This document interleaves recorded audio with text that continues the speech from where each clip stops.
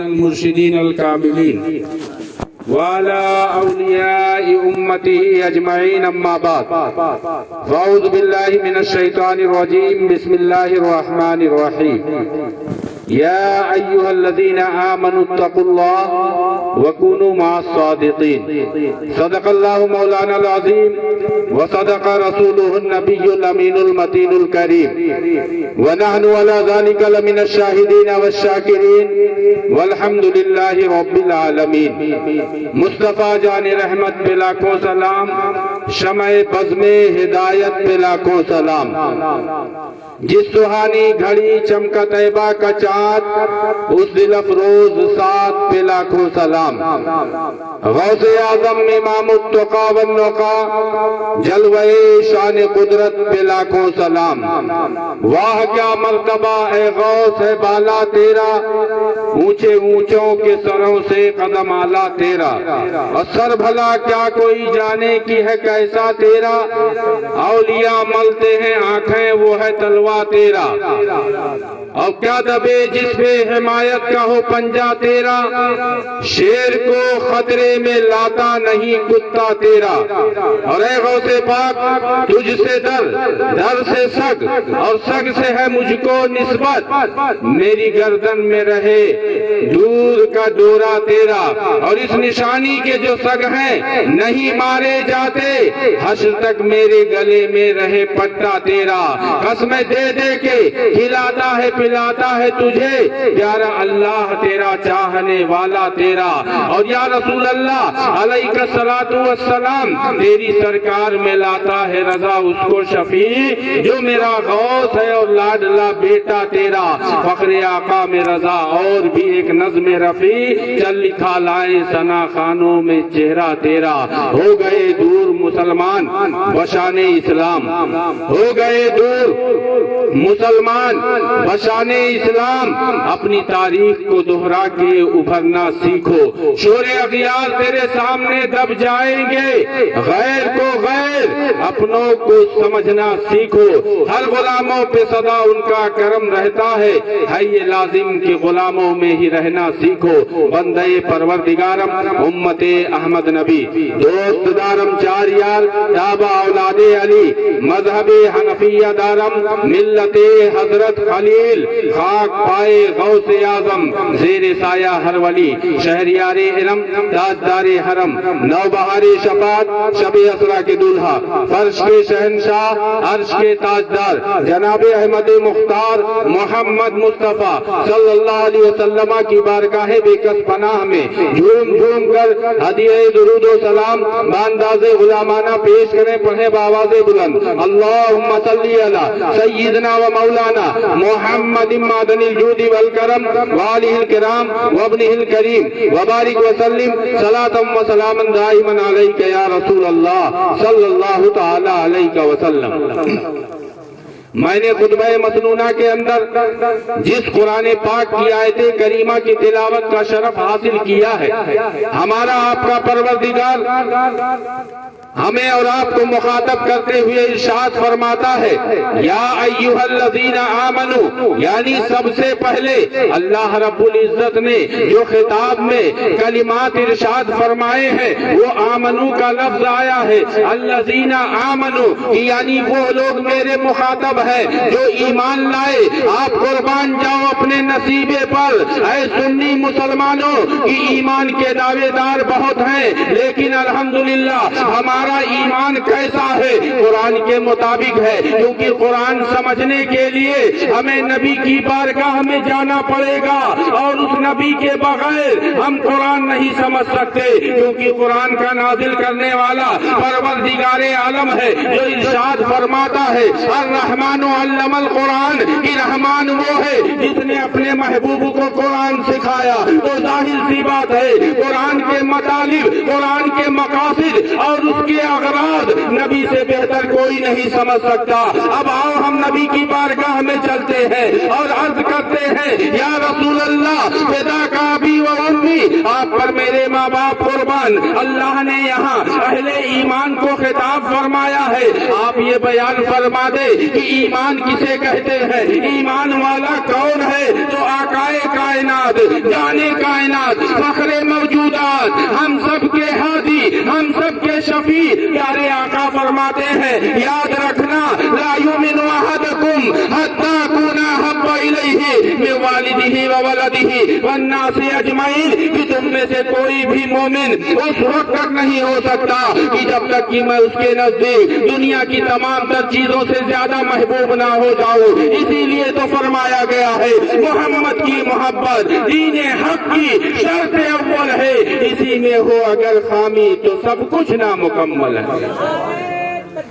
اللہ اکبر، رسالت یا رسول اللہ، غوث اعظم زندہ باد، کے اعلی حضرت زندہ باد، تکبیر اللہ۔ اس سے پیش کر میں آپ کو یہ بتا دوں کہ آپ جیسی پاکیزہ محفل میں بیٹھے ہیں، میں نے کچھ اشعار پڑھے تھے، ہو گئے دور مسلمان بشان اسلام، اپنی تاریخ کو دہرا کے ابھرنا سیکھو۔ آج ہمارا حال کیا ہو گیا ہے؟ آپ سوچیں کہ قرآن آج بھی وہی ہے جو نبی پڑھ کر اپنے صحابہ کو سناتے تھے، اور اللہ وحدہ لا شریک کی جو شان کل تھی وہ آج بھی ہے اور ہمیشہ رہے گی، نبی کی جو عظمت کل تھی وہ آج بھی ہے اور ہمیشہ رہے گی۔ تو پھر آخر ہمارے اندر یہ کمزوری کیوں، دین سے دوری کیوں کہ محفل عید میلاد کے نام پر بھی ہم گھروں سے نہیں نکلتے، محفل جشن غوث الورا کے نام پر بھی ہم اپنے گھروں سے نہیں نکلتے؟ آخر وجہ کیا ہے کہ یہ دینی محافل جب کیے جاتے ہیں، جبکہ ان کی شانیں یہ ہے، اللہ کے پیارے نبی فرماتے ہیں علم دین رات کے ایک لمحہ میں سیکھنا پوری رات نفل نماز پڑھنے سے بہتر ہے۔ آپ مسلمانوں قربان جاؤ اپنے نصیبے کی بیداری پر کہ آپ یہاں حاضر آئے، علماء کرام نے آپ کو قرآن و حدیث پڑھ کے سنایا، آپ نے علم دین مصطفیٰ سیکھا۔ اگرچہ یہ موسم سرد ہے لیکن یہی سردی جنت میں ہمارے لیے جنت کی ضامن بنے گی، کیونکہ جب جانتے ہیں آپ اللہ کے پیارے رسول کا فرمان ہے کہ کوئی شخص جب علم دین مصطفیٰ سیکھنے کے لیے راستہ طے کرتا ہے یا کسی جگہ بیٹھتا ہے تو اس کی شان کیا ہوتی ہے کہ وہ علم دین سیکھنے جاتا ہے، اللہ کی رحمت کے سائے میں ہوتا ہے۔ اللہ اپنے فرشتوں کو حکم فرماتا ہے کہ ان کے اوپر اپنے رحمت کے پروں کا سایہ کر لو، اور جب علم دین مصطفیٰ کی محفلوں میں بیٹھتا ہے تو رحمت میں ڈوبتا چلا جاتا ہے۔ اسی لیے تو کسی نے کہا ہے جہاں ذکر حبیب ہوتا ہے خود خدا بھی قریب ہوتا ہے، ان کی محفل میں بیٹھنے والا آدمی خوش نصیب ہوتا ہے۔ اور اس پر یہ جشن عید میلاد النبی صلی اللہ علیہ وسلم ہے، اس کی عظمت و شان یہ ہے کہ میں اکثر جگہوں پر یہ بات بیان کرتا ہوں تاکہ شروع سے ہی ہم اپنے نصیبے پر خوش ہوتے رہیں کہ ہمارے کریم آقا کے ذریعہ اللہ رب العزت نے کتنے عظیم احسانات ہم پر کیے ہیں کہ پورے بر صغیر میں، پورے ایشیا میں جنہوں نے اللہ کے رسول کی حدیثیں ہم تک پہنچائی، ان سے جب پوچھا گیا کہ اے امام وقت، آپ وقت کے بہت بڑے عابد ہیں، بہت بڑے زاہد ہیں، بہت بڑے متقی ہیں، امام المحققین ہیں، امام المحدثین ہیں، اے شاہ عبد العزیز محدث دہلوی، آپ ذرا یہ بتائیں کہ آپ کو اپنے کس عمل پر سب سے زیادہ ناز ہے؟ تو وہ فرماتے ہیں نمازیں بھی محبوب ہے، روزہ بھی محبوب ہے، حج زکات بھی محبوب ہے، صدقہ و خیرات بھی، یہ بڑی افضل کام ہے، لیکن اے مسلمانوں مجھے اپنے جس عمل پر سب سے زیادہ ناز ہے اور جسے میں جنت کے لیے ضامن سمجھتا ہوں وہ محفل عید میلاد النبی کا انعقاد ہے، اور اس کے آخر میں نبی معظم پر کھڑے ہو کر درود و سلام کا نذرانے محبت پیش کرنا ہے۔ آپ اپنے نصیبے پر رشک کرو کہ آج ابھی آپ نے علماء کے بیانات سنے، شورا کے ذریعہ نعت و منقبت سنے، اور آخر میں اس نبی معظم پر درود و سلام بھیجنے کا موقع بھی پائیں گے۔ اور اس کا صحرا صاحب خانہ کے سر مزتا ہے جنہوں نے اس پاکیزہ محفل محفل کا انعقاد کیا. آپ کو میں بتا دوں اس محفل کا انعقاد یہ حکم رب کے اعتبار سے. قرآن پڑھیں آپ دیکھیں اللہ رب العزت فرماتا ہے وَذَكِّرْهُمْ بِأَيَّامِ اللَّهِ کہ اے محبوب اپنی امت سے فرما دو کہ یہ اللہ کے دنوں کی یاد منائے. آپ ذرا سوچیں اے مسلمانوں, اللہ نے جو عقل دی ہے تحدیث نعمت کرتے ہوئے اس عقل پر آپ زور دیں. اللہ کے دن تو سارے ہیں, دن سنیچر کا ہو یا اتوار کا ہو, دوشنبہ ہو, منگل ہو, بدھ ہو, جمعرات ہو یا سید الایام جمعہ ہو, سارے دن سارے لمحات ہر گھڑی اللہ کی ہے. اب اگر ہر گھڑی ہم اللہ کی یاد منائیں تو یہ تو کمال ایمان ہے, کمال تقوی ہے. لیکن اسی خالق کائنات نے دنیا کی دیگر ضروریات ہمارے ساتھ متعلق کی ہے, ان کے لیے بھی ہمیں وقت نکالنا ہے. تو اب سارے لمحات سارے دن ہم یاد نہیں منا سکتے. تو علماء کرام کی بارگاہ میں جب ہم نے زانو ادب طے کیا, ان سے وجہ پوچھی, اس کا مطلب پوچھا, تو مفسرین فرماتے ہیں کہ اس آیت کریمہ کا مطلب یہ ہے کہ جس دن کو اللہ والے سے کوئی خاص شرف حاصل ہو جائے اس دن ان کی محفل پاک منعقد کرنا وَذَكِّرْهُمْ بِأَيَّامِ اللَّهِ کا مطلب ہے.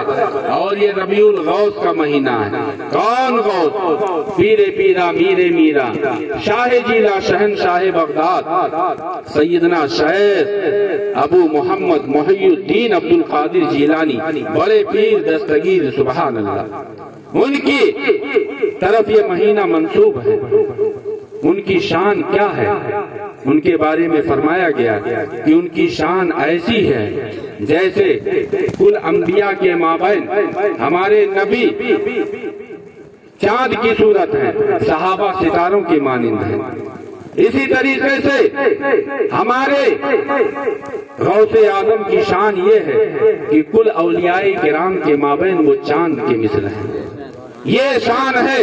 لیکن اس سے پیش کر آپ سنیں, میں نے ایمان کے تعلق سے بتایا, اللہ فرماتا ہے اے وہ لوگ جو ایمان لائے پتہ چلا دوسرے مخاطب ہی نہیں ہے, لہذا نہ ان کی نمازوں کا اعتبار ہے, نہ ان کے روزوں کا اعتبار ہے, نہ ان کی حج و زکوٰۃ کا اعتبار ہے. مسلمانوں آپ دیکھو, قرآن سمجھو, پڑھو اور اپنے نصیبے پر رشک کرتے ہوئے سیدی سرکار اعلیٰ حضرت پر سلام بھیجو کہ انہوں نے ہمیں نبی کی سچی پکی محبت دی, ہمیں صحابہ کا طریقہ بتایا, ہمیں حسنین کریمین کا جہاد بتایا, ہمیں مولائے کائنات کی شجاعت دکھائی, ہمیں حضور سیدنا غوث پاک کے کرامت اور ان کی عظمت کی تلقین فرمائی, ہمیں اور دیگر اولیاء کرام کی محبت کا جام پلایا ہے. کہ آپ دیکھیں آج تو بہت سارے لوگ دعوے کرتے ہیں کہ ہم ایمان والے ہیں, لیکن کس کا ایمان معتبر ہے؟ خود نبی نے بتا دیا کہ جس کے دل میں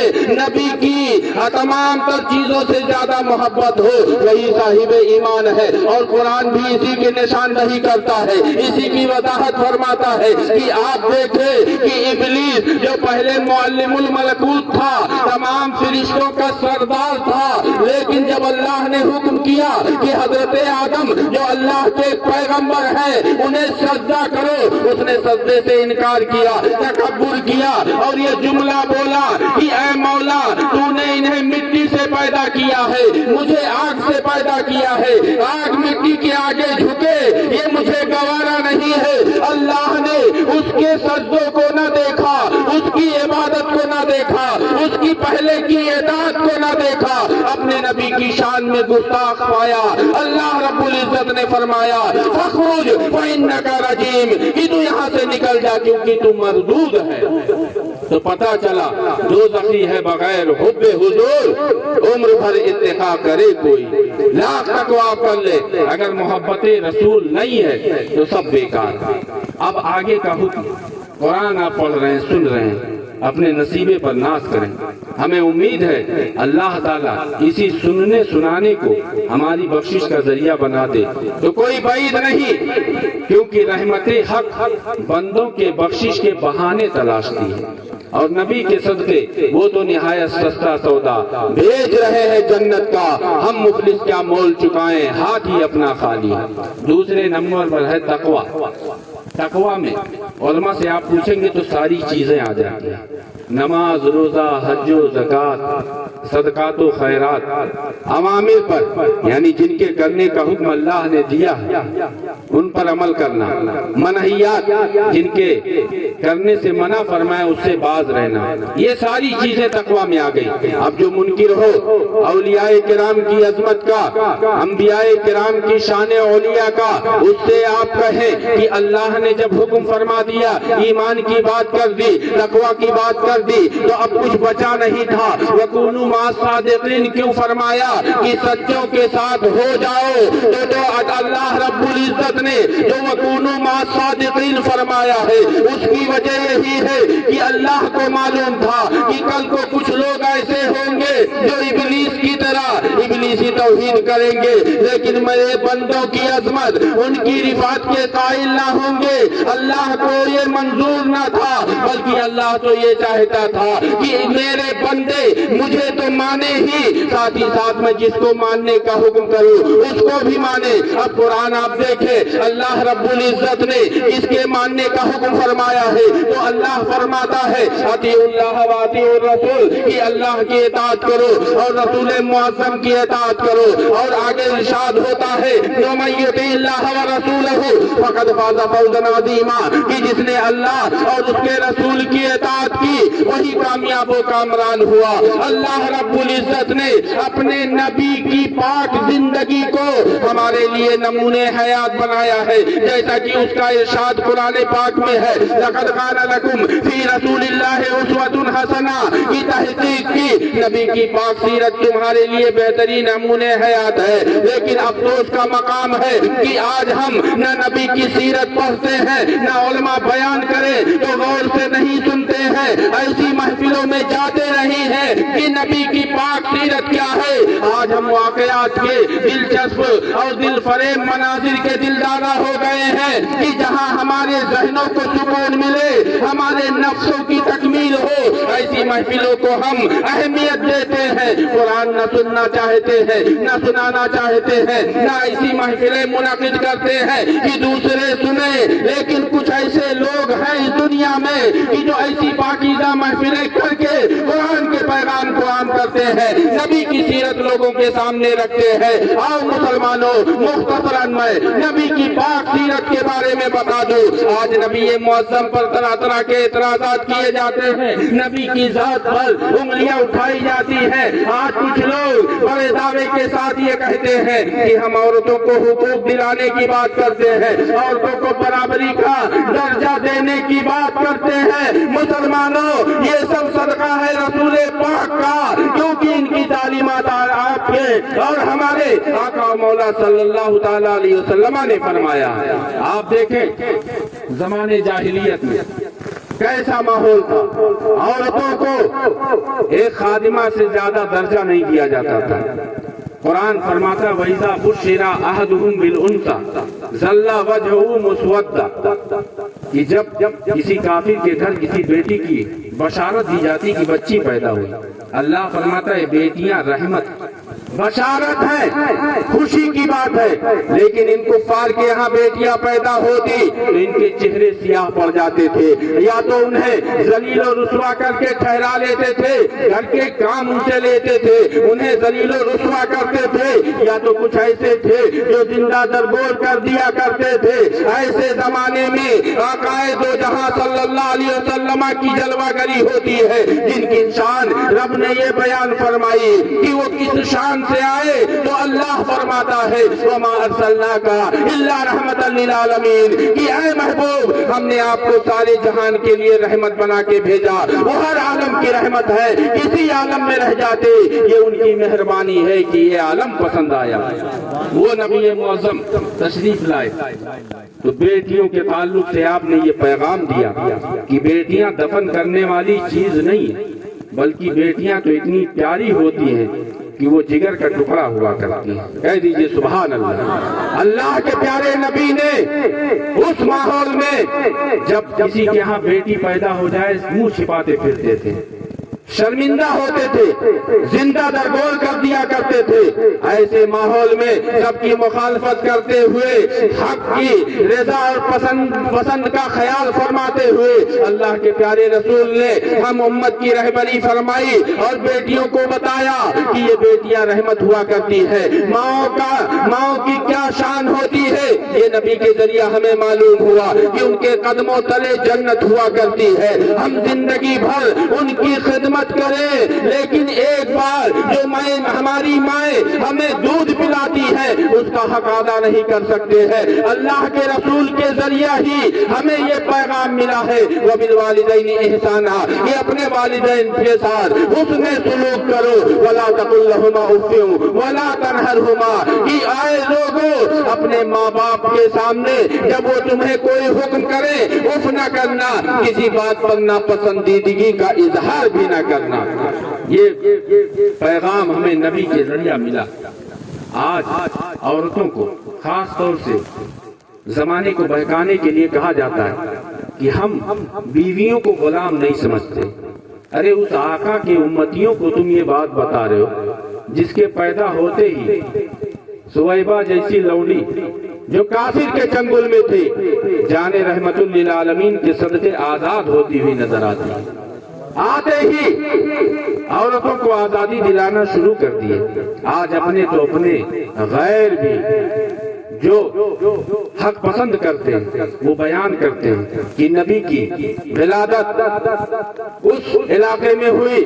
اس دور میں ہوئی کہ جب ودھوا عورتوں کو، بیوہ عورتوں کو جینے کا کوئی حق حاصل نہ تھا، انہیں کوئی عزت نہ دی جاتی تھی، انہیں معاشرے میں کوئی اہمیت نہ تھی، بلکہ انہیں زندہ رہنے کا بھی حق نہ تھا، انہیں ایک ذلیل اور گندی قسم کی چیز سمجھا جاتا تھا۔ اس ماحول میں قربان جاؤ جب کفار نبی کی بارگاہ میں آتے اور کہتے یا رسول اللہ آپ ایک خدا کی دعوت دینا چھوڑ دے، اگر آپ کہیں تو دنیا کی جو بھی حسین ترین لڑکی کہے آپ کے قدموں میں لا کر ڈال دے، سونا چاندی مانگے آپ کے قدموں میں ڈال دے، لیکن قربان جاؤ شان رحمت للعالمین پر کہ اس زمانے میں ہمارے آقا مولا نے جب اپنے لیے پسند کیا ہے تو اپنے سے دوگنی عمر کی ایک ایسی عورت سے نکاح کو پسند کیا کہ جو بیوہ تھی۔ ارے نبی کی عظمت پر قربان جاؤ، بیواؤں کے سہارا بننے پر قربان جاؤ، یتیموں کا والی بننے پر قربان جاؤ۔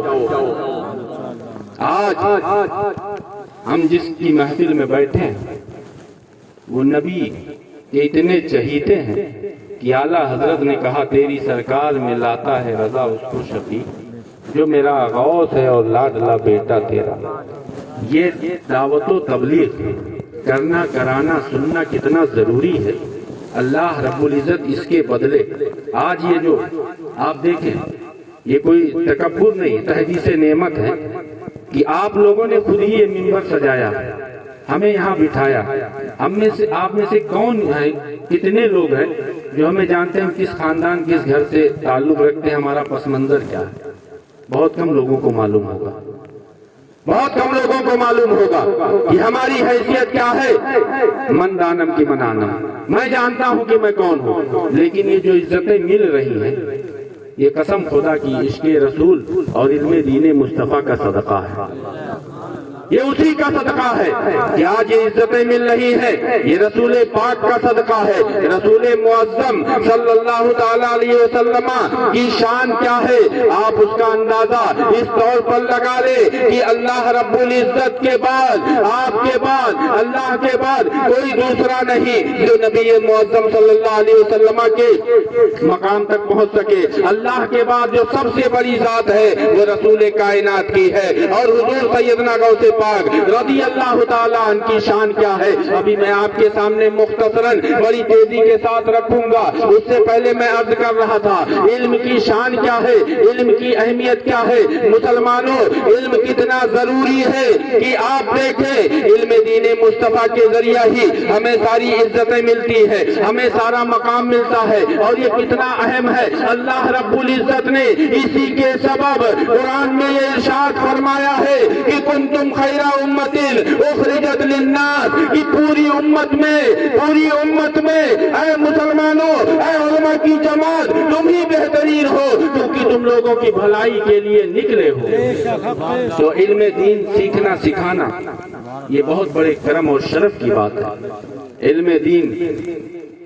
سیکھنے سکھانے کے لیے اللہ فرماتا ہے ادعو الی سبیل ربک بالحکمت والموعظۃ الحسنہ،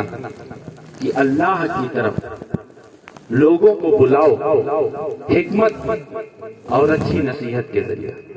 شادی کا موقع، ابھی آپ نے نکاح کے فضائل سنے۔ نکاح جو سنت نبی ہے، گویا کی ایک عبادت ہے، اس پر کرم بالائے کرم یہ کہ یہ پاکیزہ محفل تو اللہ کے پیغام کو پہنچانے کا یہ بہترین طریقہ ہے کہ نہیں؟ انہی حکمتوں میں سے ایک حکمت ہے کہ نہیں کہ ہم قرآن سنے سنائیں، قول رسول سنے سنائیں۔ مولائے کائنات فرماتے ہیں لا تنظر الی من قال بل انظر الی ما قال، کہ یہ نہ دیکھو کہ بول کون رہا ہے بلکہ یہ دیکھو کہ بول کیا رہا ہے۔ قرآن و حدیث ہے، عشق رسول کی بات ہے، اولیاء کرام کی محبت کی بات ہے، تو ایسی محفلوں پر قربان ہو جایا کرو، صدق دل سے سنا کرو اور عمل کرنے کی کوششیں کیا کرو۔ حضور سیدنا غوث پاک بلا شبہ پیدائشی ولی ہے۔ پیدا ہوتے ہی جب بسم اللہ خوانی کا وقت آیا، بڑا مشہور واقعہ ہے، استاد نے کہا پڑھو بیٹے بسم اللہ الرحمن الرحیم۔ حضور سیدنا غوث پاک 18 پارے سنا گئے، کہہ دیجئے سبحان اللہ۔ 18 پارے سنا گئے۔ استاد کہتے ہیں بیٹے تم یہاں پڑھنے آئے ہو کہ پڑھانے آئے ہو؟ میں نے بسم اللہ الرحمن الرحیم پڑھنے کے لیے کہا، تم نے توضع و تسمیہ کے ساتھ 18 پارے سنا دیے، آخر یہ کیسے ممکن ہوا؟ جواب سنو، ہماری مائیں بہنیں بھی سنیں کہ وہ زمانہ تھا جب ہم فاتح ہوا کرتے تھے، زمانے پر ہم غالب تھے، مسلمانوں کو عادل مانا جاتا تھا کیونکہ وہ عدل کرتے تھے، انہیں حاکم مانا جاتا تھا کیونکہ حکمرانی کے قابل تھے، انہیں سچا مانا جاتا تھا کیونکہ سچائی کے کام کرتے تھے، سچ کے ساتھ تھے، اور سچے جو اللہ کے بندے ہیں انبیاء اولیاء اور صدیقین صلحاء ان کے ساتھ تھے، شہداء کے نقش قدم پر تھے۔ یہ سنیں، ہماری مائیں بہنیں بھی سنیں۔ حضور سیدنا غوث پاک فرماتے ہیں کہ اے استاد محترم، معاملہ یہ ہے کہ جب میں شکم مادر میں تھا، اس شکم میں جس کی عظمت کو اللہ بیان کر رہا ہے، جس کی تکلیفوں کا ذکر اللہ کر رہا ہے، اے مسلمانوں یہاں آنے والے، اگر مائیں زندہ ہیں تو ان کی عظمت پر قربان جاؤ، اگر نہیں ہے تو ان کے لیے دعائے رحمت کرو، دعائے مغفرت کرو، کیونکہ ان ماؤں کی عظمت رب سکھاتا ہے، فرماتا ہے حملتہ امہ وہنا علی وہن، کہ یہ تمہاری مائیں ہیں کہ جو کمزوری پر کمزوری جھیلتے ہوئے بھی تمہارا بوجھ اٹھاتی ہے۔ جب بچہ شکم مادر میں آتا ہے ابھی زیادہ احساس نہیں ہوتا، وہ ذائقہ بدلتا ہے، دوسری تبدیلی آتی ہے، لیکن جیسے جیسے بچہ پیٹ میں بڑا ہوتا جاتا ہے ویسے ماؤں کی تکلیفیں بڑھتی جاتی ہے، لیکن قربان جاؤ ماؤں کی عظمت پر، اس تکلیف کے باوجود آنے والے بچے کے ساتھ ان کا پیار کم نہیں ہوتا ہے بلکہ بڑھتا چلا جاتا ہے۔ تبھی تو پروردگار عالم فرماتا ہے کہ وَلَا تَقُلْ لَهُمَا اُفٍّ وَلَا تَنْهَرْهُمَا، اے مسلمانوں تم اپنے ماں باپ کو کبھی اف نہ کہنا اور نہ ہی انہیں کبھی جھڑکنا۔ یہ مائیں ہیں، لیکن جب رب نے اتنی شان بڑھائی، حضور کے صدقے ان کے قدموں تلے جنت بیٹوں کے لیے رکھ دیا گیا، تو ان کا بھی حق بنتا ہے کہ وہ اللہ و رسول کے فرامین پر خود تو چلے ہی، اپنے بچوں کو بھی ان کی محبت کی تلقین کریں، ان کی محبت سیکھیں۔ سیدنا غوث پاک کی شان دیکھیں،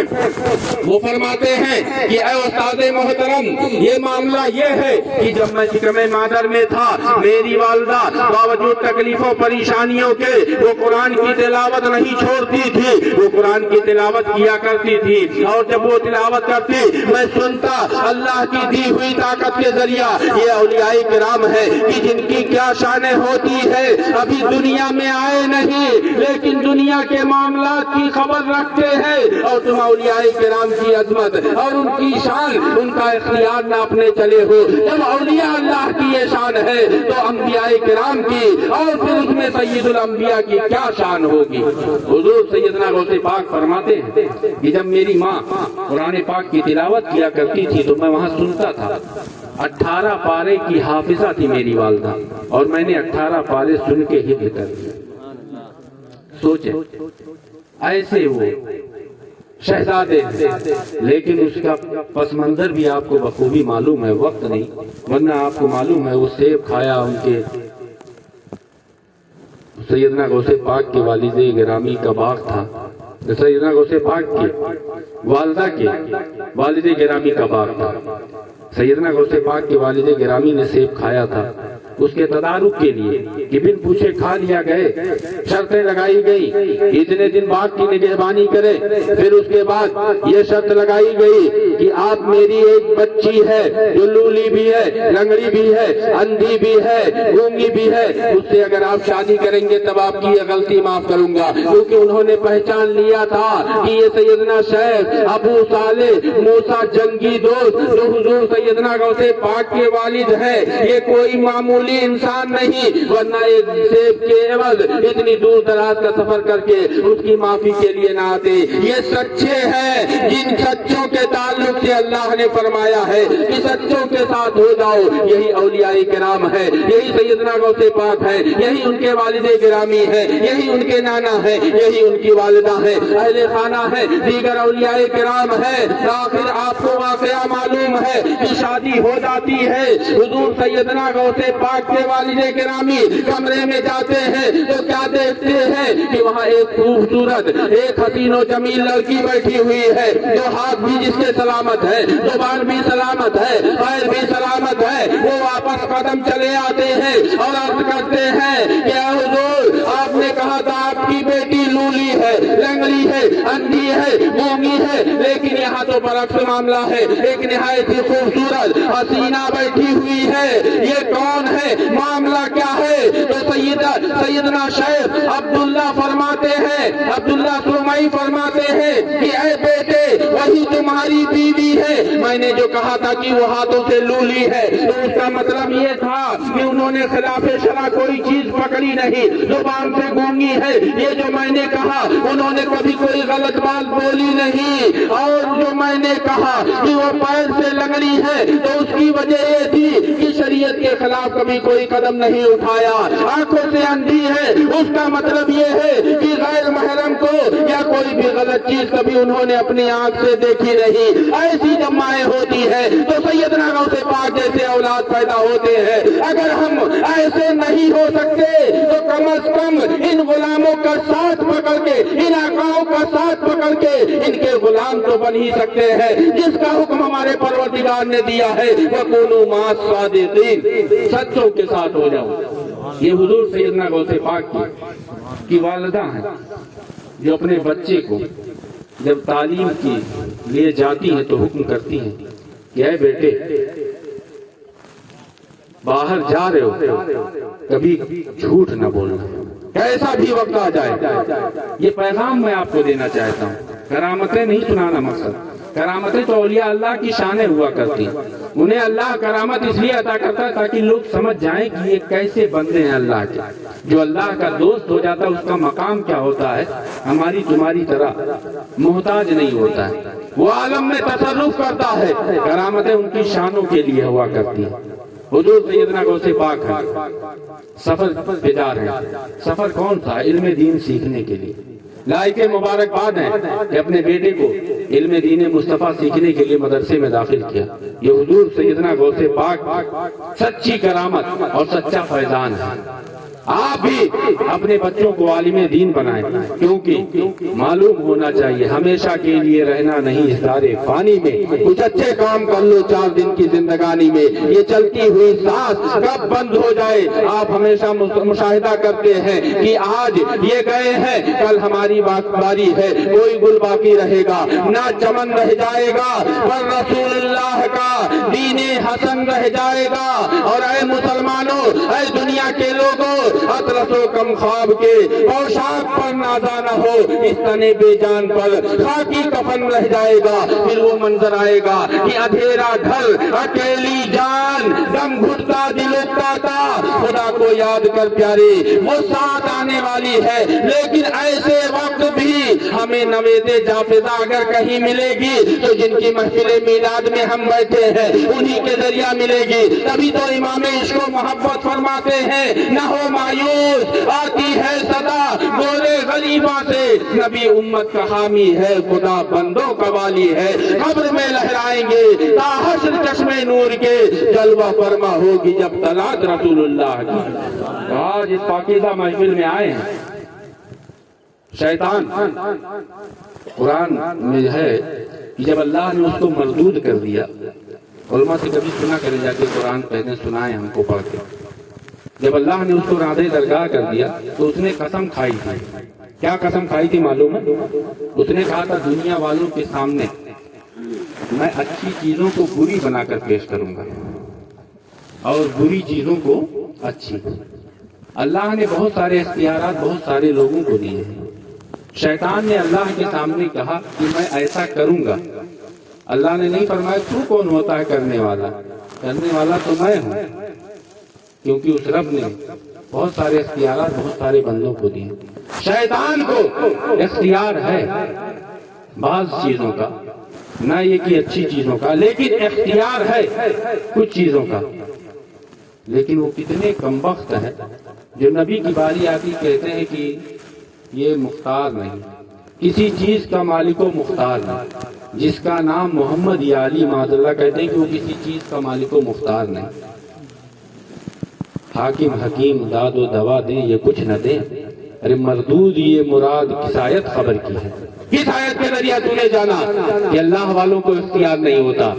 اللہ والوں کی شان تو یہ ہوتی ہے کہ نگاہ ولی میں وہ تاثیر دیکھی، بدلتی ہزاروں کی تقدیر دیکھی۔ تو شیطان نے وہاں پر کہا کہ میں دنیا، تو نے مجھے جو دھتکار دیا ہے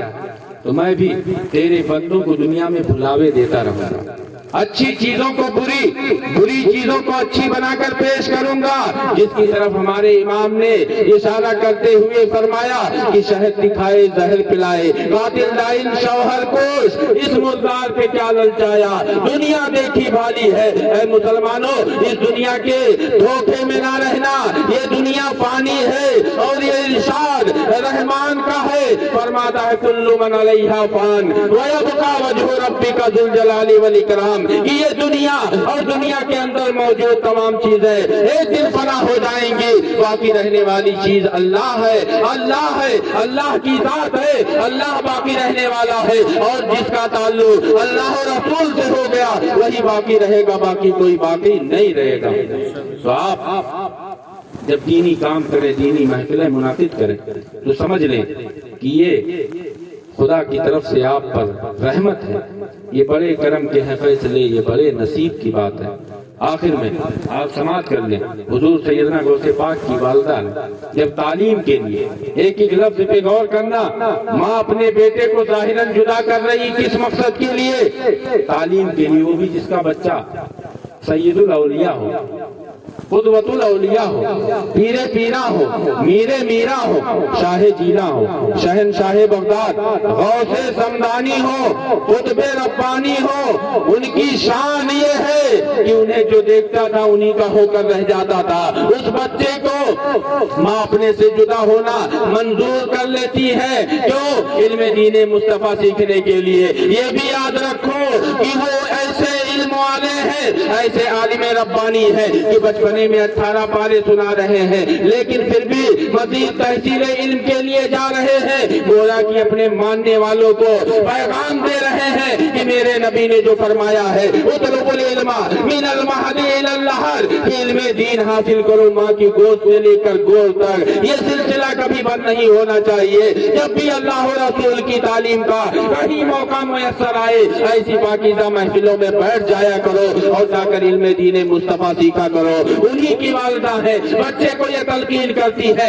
اے بیٹا دنیا میں کیسا بھی نقصان اٹھانا لیکن جھوٹ نہ بولنا۔ آج ہم اپنے حالات پر غور کریں، مائیں بہنیں ہم اور آپ غور کریں کہ ہم اپنے بچوں کو دنیا کی ہوشیاریاں سکھاتے ہیں لیکن کیا شریعت کی پاسداری سکھاتے ہیں؟ کیا نبی کی محبت کی تلقین کرتے ہیں؟ کیا اولیاء کرام کی محبت ان کے دلوں میں ڈالتے ہیں؟ اگر ایسا نہیں کر سکتے، ایسا نہیں کرتے ہیں تو سمجھ لو کہ تم کچھ بھی ہو لیکن اللہ اور اس کے رسول کی بارگاہ میں محبوب نہیں ہو سکتے ہو۔ اگر اللہ اور رسول کو راضی کرنا چاہتے ہو تو حضور سیدنا غوث پاک کی والدہ نے جو اپنے بچے کو تلقین کی ہے جھوٹ نہ بولنا اور شریعت کی پاسداری جو انہوں نے کی ہے اور امت کو، نبی کی امت کو تعلیم دی ہے، اسی تعلیم پر خود بھی عمل پیرا ہو، دوسروں کو سکھائے۔ اللہ کی بارگاہ میں دعا ہے کہ مولا تعالیٰ اس پاکیزہ محفل کو اپنی بارگاہ میں قبول فرمائے،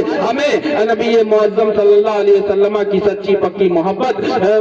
ہمیں سچی پکی محبت ہمارے لیے ہمارے نصیبے کا مقدر بنائے اور اولیاء کرام کی محبت کا ہمارے قلوب کو گنجینہ بنائے، ان کے ذریعہ ہمارے دلوں کو منور و تابناک فرمائے، ہمیں قرآن پڑھنے، سمجھنے، سیکھنے، سکھانے کی توفیق عطا فرمائے۔ پیارے حبیب کو پکار، پیارے نبی کا نام لے، دامن مصطفیٰ میں آ، پائے رسول تھام لے۔ یوں تو واقعات اور باتیں بڑی ساری ہیں لیکن موسم کو مد نظر رکھتے ہوئے وقت کے پیش نظر میں اب آپ سے رخصت چاہتا ہوں۔ انشاءاللہ العزیز پھر کبھی موقع آیا تو آپ کے روبرو ہوں گے۔ اب میں گزارش کروں گا عزیزم نعمان رضا صلی اللہ علیہ وسلم سے کہ وہ آئیں یا جس کو چاہیں ان کے ذریعہ کچھ کلام جو ہے آپ کی نظر نواز کریں۔